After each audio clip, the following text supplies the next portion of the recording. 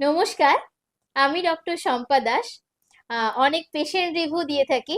আজ যে রিভিউটি দেব, খুব পরিচিত মুখ, আমাদের বাড়ির ছোট ডাক্তার ডক্টর সানভি দাস। কিছুদিন আগে ওর একটি রেস্টোরেশন আমরা করেছিলাম, অর্থাৎ দাঁতে সিল করেছিলাম। তো ওর আজকে রিভিউ নেব যে প্রায় 7-8 দিন হয়ে গেছে ও কেমন করে খেতে পাচ্ছে, ওর কোনো লেগেছিল কিনা, বা ওর সিলটা এখন কেমন আছে সবটা। আচ্ছা, একটু ক্যামেরাটা আগে সামনে নিয়ে আসতে বলবো। আচ্ছা শোনো, তোমার কোনটায় সিল হয়েছিল একবার দেখাও তো। এখানটায়, তাই তো? আচ্ছা, তোমার নামটা একটু বলো সবাইকে। সানভি দাস। সানভি দাস। আচ্ছা, তোমার দাঁতে সিল করেছিলাম, কি হয়েছিল তোমার দাঁতে? জোর করে বলো। পোকা। পোকা হয়েছিল? আচ্ছা, কি খেতে তুমি? চকলেট। চকলেট খেয়ে পোকা হয়ে গেছিল? দিয়ে কে সিল করে দিয়েছে? তুমি। পিপি? তুমি। আমি করে দিয়েছি? তোর লেগেছিল শোনা? একটুও লেগেছিল? হ্যাঁ? আর তুই কাঁদছিলি? একটুও কাঁদছিলি?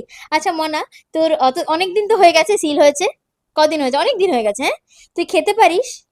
হ্যাঁ, তোর ব্যথা লাগে? কোনো অসুবিধে হয়? আচ্ছা, তুই কতবার করে ব্রাশ করিস শোনা? একবার রাতে একবার সকালে। একবার রাতে, একবার সকালে? আচ্ছা, তো দাঁত এখন ভালো আছে?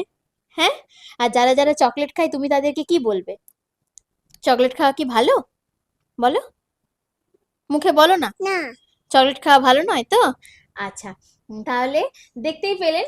আচ্ছা, এই রিভিউটা দেওয়ার কারণ হচ্ছে এটাই যে অনেক ছোট ছোট বাচ্চা প্রচুর পরিমাণে চকলেট খায়, দাঁতে কেরিজ হয়। তো ফার্স্ট স্টেজে আমরা যদি রেস্টোরেশন করে সিল করে দিতে পারি, ওরা ভালো কেরিজটা যেমন বাড়ে না এবং ওরা সুন্দরভাবে খেতে পারে। একদম দেখলেন যে আমার বাড়ির বাচ্চাটিরও আমি কিন্তু এই সিলটা করেছি এবং ও কিন্তু খুব সুন্দরভাবেই আছে, কোনো অসুবিধে হচ্ছে না।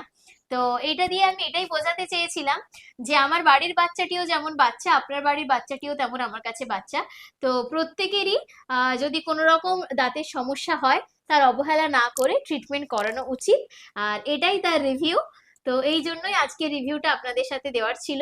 সবাই ভালো থাকুন, সুস্থ থাকুন, আর নমস্কারটা বলে দাও। বাহ!